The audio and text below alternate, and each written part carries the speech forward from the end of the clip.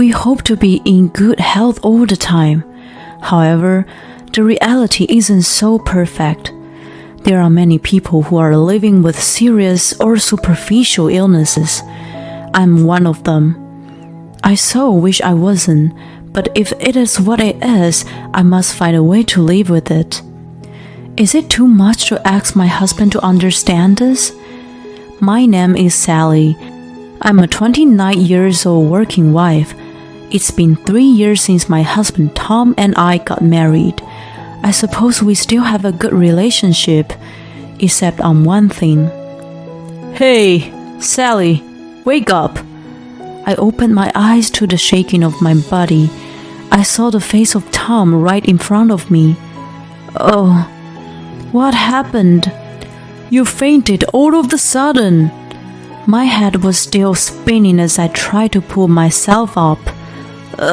Again. I was unruffled. I have low blood pressure and deal with cerebral anemia.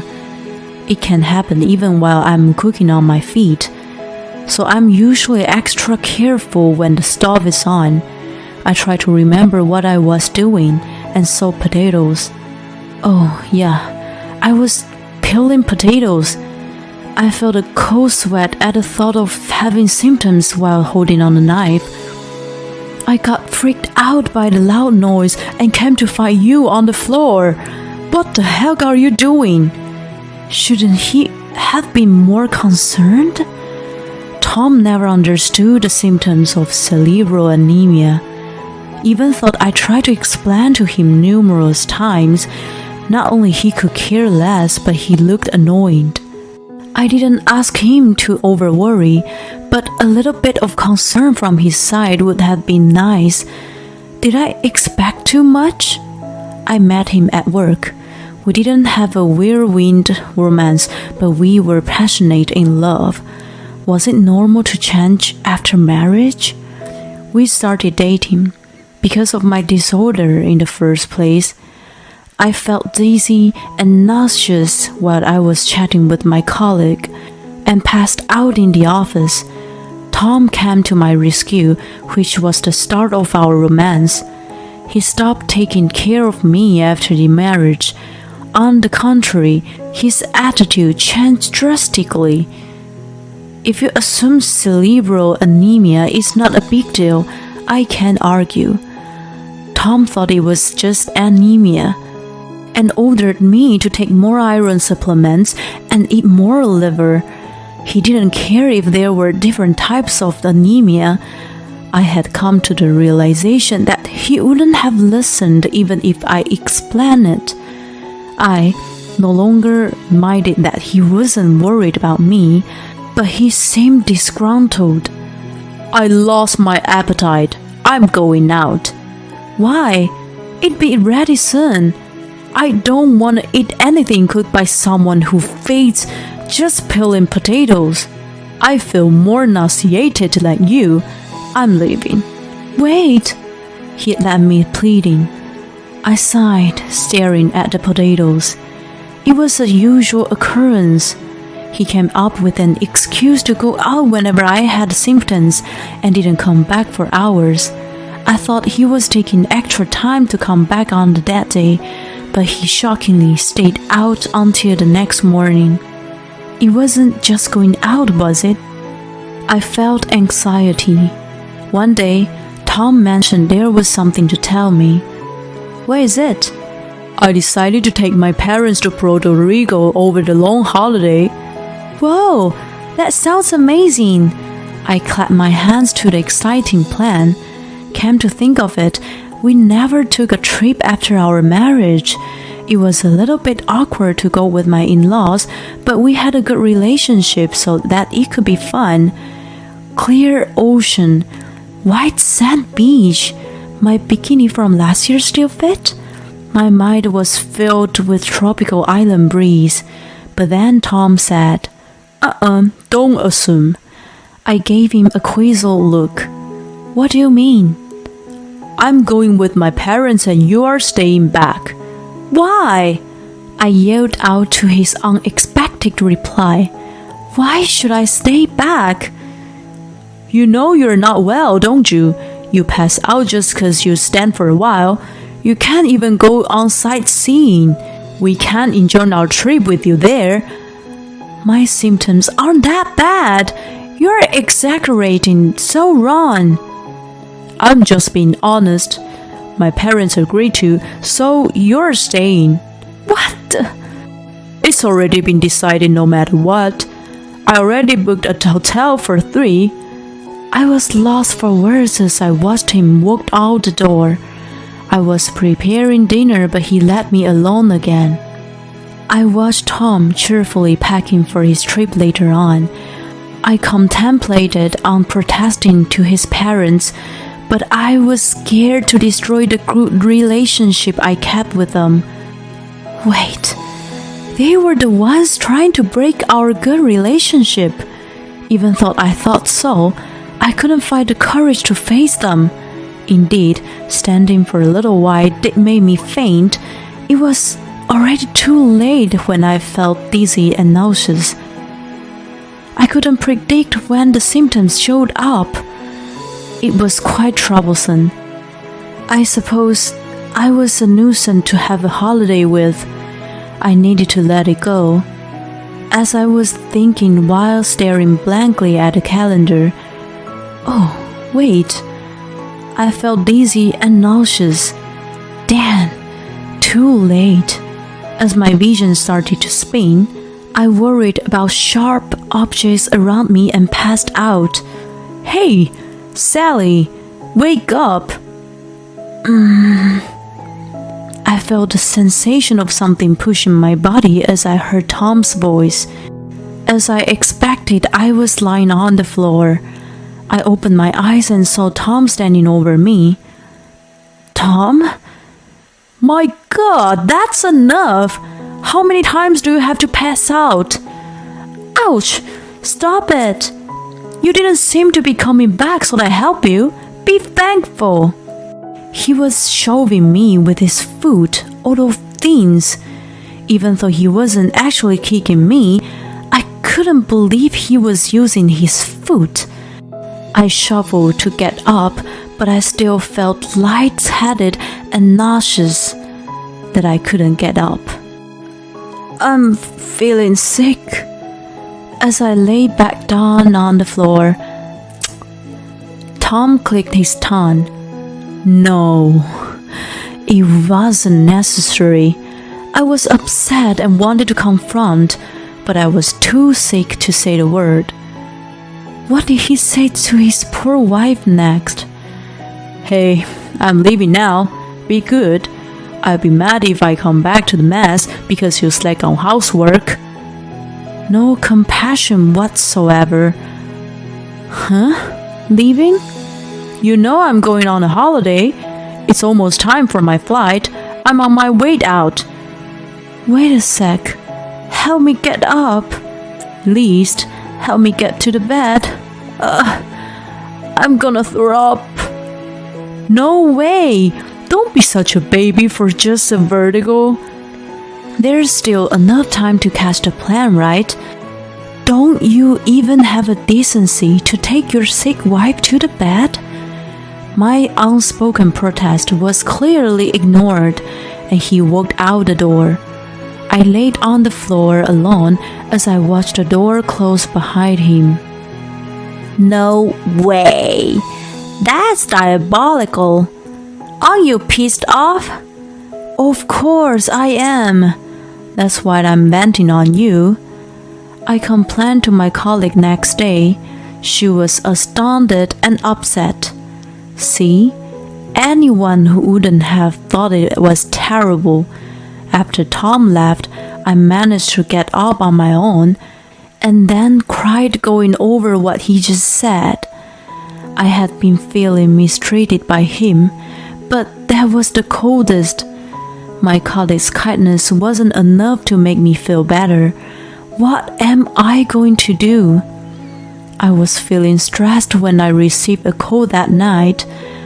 I was drinking alone to ease my anxiety as I saw the name on the screen and was surprised.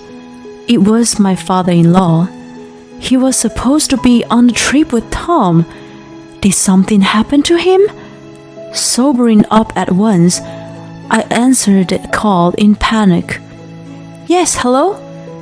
Oh, Sally. Sorry to bother you at night. He sounded down. Don't worry. Is something wrong? It's kind of sudden. His words that followed astounded me. Next day, my phone kept vibrating in a quiet room. It was Tom calling. Hello. Hey, Sally. How's it going? It's sunny and amazing here. Have you been good? His cheerfulness annoyed me. I imagined him with a smug smile on the other side of the phone. I'm busy right now. What do you want? Why? You sound in a bad mood. Are you mad to be left behind? I'll get you a souvenir. What do you want? I let out a deep sigh to his light-heartedness and said I was busy. I'm at your mother's wake right now, so let's talk later. What? There was a long pause before he could finally make a word. His dumbness annoyed me even more. I said I was at your mother's wake. Huh? Wait, but what? Right, I was at that moment at mother-in-law's wake. I know, it's a shock, isn't it? She's supposedly with you in Puerto Rico. It can't be her wake. It is thought. Surprisingly, your father is here too. It's really strange, isn't it? He is also supposedly with you. It's unbelievable but all true. So, that's what is happening right now. I hung up on him and turned off my phone. The wake was carried out peacefully, and it was a nightfall. Mother! What are you wearing? Tom showed up screaming when his family and relatives were having dinner. I had to remark on his appearance. He was dressed in a bright blue hibiscus print shirt. The way his just out of the tropical island look was stepped with cold stares. Why would you come to your mother's wake dressed like that? What? Oh, well, I came right from the airport. My phone was off, so he called his father. He rushed back as soon as he got the detail and didn't think to change his clothes. Never mind. What's going on? You heard. Your mother passed away. It was last night. My father-in-law, who was supposedly on the trip with Tom, called me. Oh, Sally, sorry to bother you at night, he continued to say. It's kind of sudden, but my wife just passed away. I dropped my beer from the shock. Liquid poured out on the floor, but I couldn't move. She suddenly collapsed at home this morning. I called an ambulance, but she didn't make it. The cause of death was a heart attack. I couldn't believe it. She looked healthy. I thought she was going to live for a long time. I couldn't believe it. She was supposedly on the trip with Tom. I can't believe it. You're cheating on me. What? Tom froze hearing my words. I didn't need to continue as someone else took over. You idiot! You lied and went on a holiday with your girlfriend? Dad, what do you mean? I was disgusted by the way he pretended and said, Guess what? You left all the evidence at home, and you think I'm not gonna find them? In fact, I went through his things right after the call with my in-laws. As expected, I found millions of proof. There were many unexplainable transactions on his credit card and hotel receipts. I found many photos of him and his girlfriend in his computer. The confirmation of his trip too came out. The number of guests shown on it was only 2 instead of 3. Moreover, why do you post pictures of you and your girlfriends on social media? What are you thinking? Surprisingly, he posted pictures during the trip. He wasn't stupid enough to blatantly show 2 of them together, but her reflection was clear on glass window in the pictures. What an idiot. Thank you for leaving proof. I have no affection towards someone who left me while I was sick. I can divorce with no regret. Divorce? Wait, it's not what you think. It's not. What's not? It's nothing but cheating, isn't it? No, it is not. He was unable to say anything else. Just go back to Puerto Rico. She's waiting for you, right? I rolled my eyes. He kept pleading, but he was silenced by the sudden roar. You fool! You're a disgrace of the family! Wait, what are you doing here? Why wouldn't I be awake on my sister-in-law? The one scolding was a brother of my father-in-law. In other words, uncle of Tom. At that moment, Tom finally realized that not only his dad and me, but the entire relatives were surrounding him. Wait, it's a misunderstanding. What did we misunderstand? Taking a trip with your girlfriend and leaving your wife behind? You even used your parents for your lie. That is because... Tom couldn't say anything back, cornered by his uncle. His father, too, moved in front of him and said, Tom, I'm ashamed to have a son like you. Besides, you show up dressed like that at your own mother's wake. I no longer think you as my son. I'm going to cut ties with you. Of course, you are terminated from your job. In fact, Tom worked in his family's business. He had never been able to keep his job anywhere. He was actually fired at a company where we met. After making many mistakes, his dad and uncle saved him then. No, that's not fair. Shut up. You disregard your wife when she falls ill and go on a trip with your girlfriend. You're in no position to complain. You better pack up your things at work. Wait. Tom, wearing a cheerful hibiscus shirt and turning white in panic, looked like a scene from the comedy, but that wasn't it. I added some stress on him. Don't come back home anymore. I packed up your stuff and sent them to your father's house. What the? How could you do such a selfish thing? Why not? The apartment is in my name. Did you forget?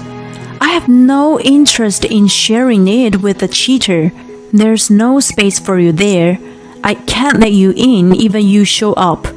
By the way, I changed the lock so you can't get in anyway. Oh my God! Tom screamed and crumbled down on the floor.